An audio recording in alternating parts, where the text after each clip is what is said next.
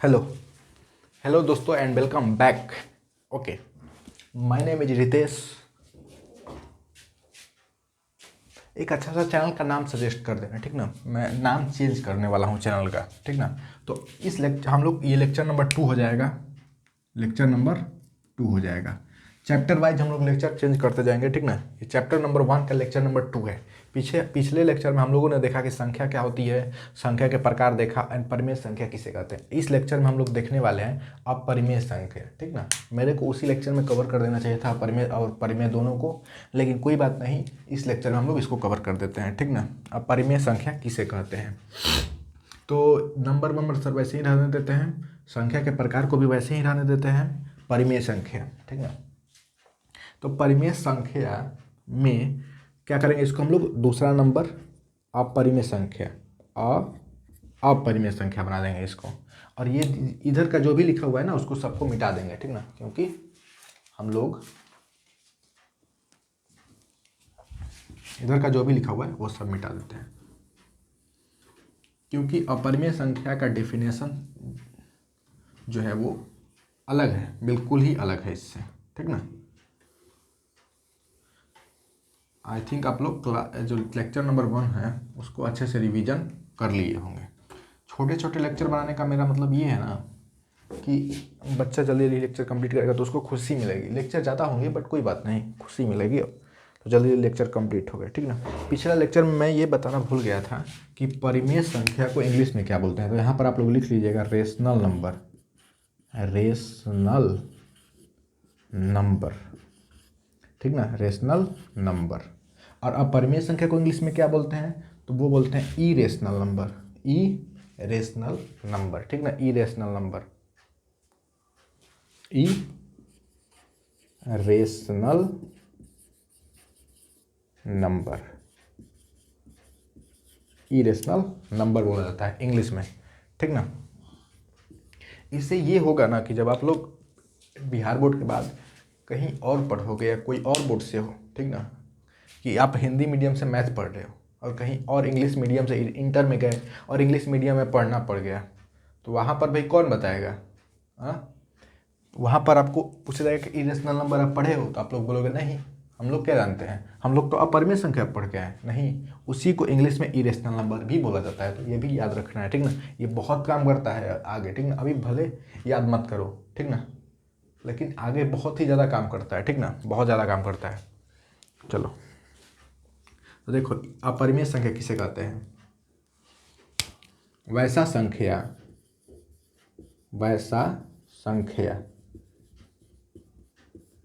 जो न तो शांत हो, शांत कहने का मतलब ये है कि भाग देने पर वो पूरा पूरी नहीं कटे, मतलब अगर वो पूरा पूरी कट जा रहा है तो वो शांत है। तो यहाँ पर ऐसा संख्या न तो शांत हो यानी कि शांत भी ना हो, ठीक ना। वैसा संख्या जो न तो शांत हो और न ही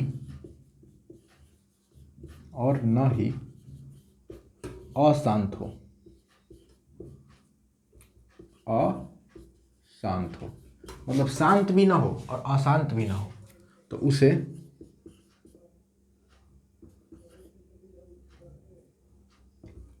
उसे अपरिमेय संख्या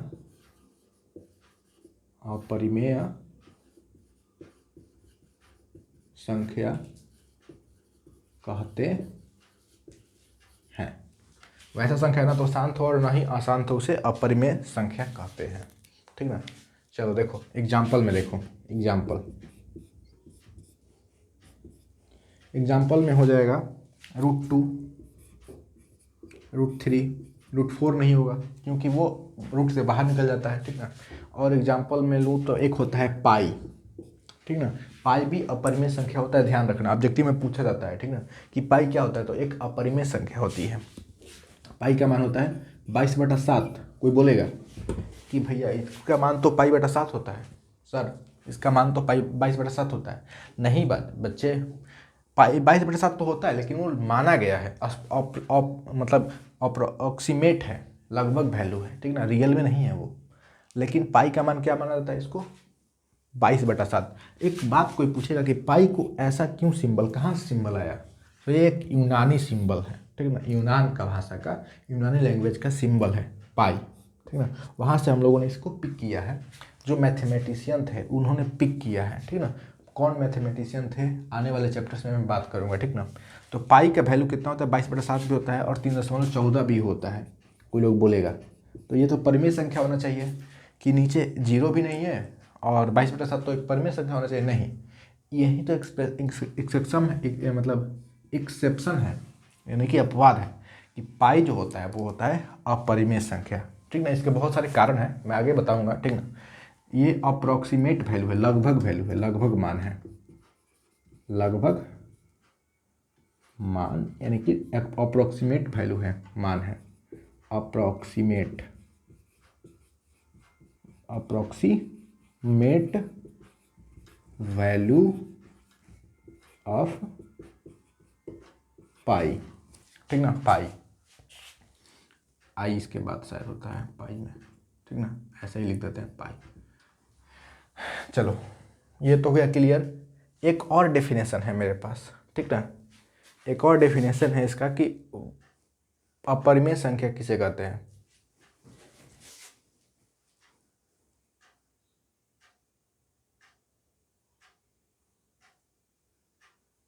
चलो हो गया ये क्लियर, नोट हो गया सारा।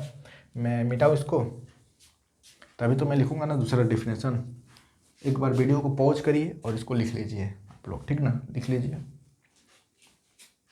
हो सकता होगा मेरा चेहरा अच्छा नहीं लगे, ठीक ना, मेरा चेहरा अच्छा से ना दिखे, पर फिर भी अच्छा से देखने का प्रयास करिए, ठीक ना।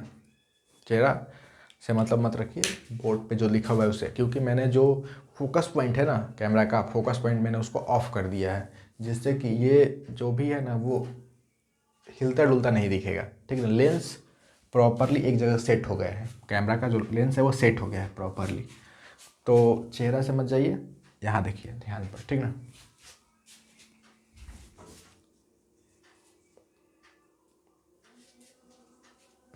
चलिए तो मैं बाकी चीज़ों को डिलीट करता हूँ यहाँ से।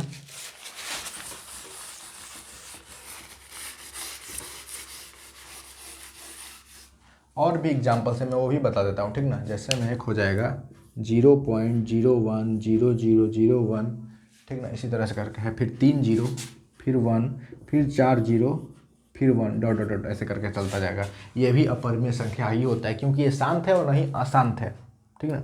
ऐसा भी नहीं बोल सकते कि अशांत है, एक तरह से बोल सकते हैं अशांत है, क्योंकि 0 0 बढ़ते जा रहा है, ठीक ना। तो दूसरा डेफिनेशन,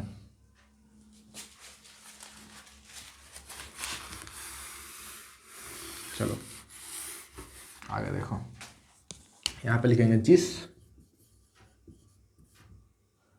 प्राकृत प्राकृत प्राकृत प्राकृतिक संख्या का वर्गमूल, जिस प्राकृतिक संख्या का वर्गमूल निकालने पर, ये बहुत ही काम करता है आप लोगों के एग्जाम में, ठीक ना, अभी काम करेगा। और ये भी तो काम करता है जो मैंने पहले डिफिनेशन बताया, ठीक ना। जिस प्राकृतिक संख्या का वर्गमूल निकालने पर जिस प्राकृतिक संख्या का वर्गमूल निकालने पर पूर्ण संख्या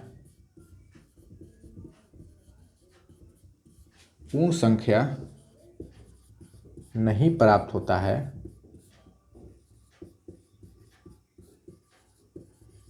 यानी कि पूर्ण संख्या प्राप्त नहीं होता है, ठीक ना, तो उसे अपरिमेय